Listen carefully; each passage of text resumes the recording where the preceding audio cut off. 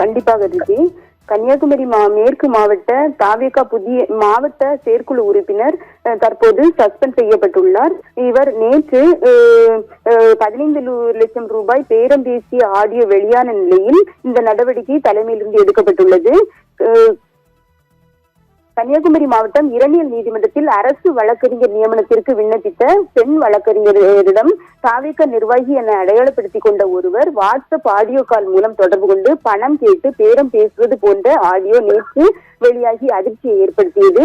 கன்னியாகுமரி மாவட்டத்தில் உள்ள நீதிமன்றங்களில் அரசு வழக்கறிஞர் நியமனத்திற்கு தாவேகா நிர்வாகிகள் பணம் பெற்றுக்கொண்டு வழக்கறிஞர்களை தேர்வு செய்து வந்ததாக குற்றச்சாட்டுகள் எழுந்து வந்தன.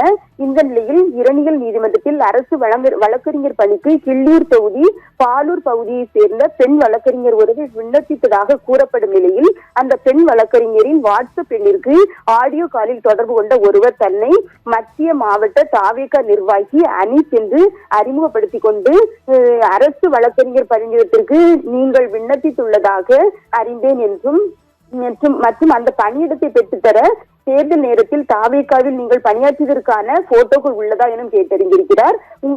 மேலும் அந்த பணியிடத்தை பெற்றுத்தர நாங்கள் பரிந்துரை செய்கிறோம் எனவும் அதற்காக நீங்கள் 15 லட்சம் ரூபாய் தர வேண்டும் என்று கூறுவதும் அதற்கு அந்த பெண் வழக்கறிஞர் இது பெரிய தொகை என்னால் முடியாது, கொஞ்சம் கம்மி பண்ணுங்கள் என்று கூறியதற்கு அந்த தாவேகா நிர்வாகி 12.5 என்று கூறுவதுமான ஆடியோ தற்போது நேற்று வெளியாகி அதிர்ச்சியை ஏற்படுத்தியது.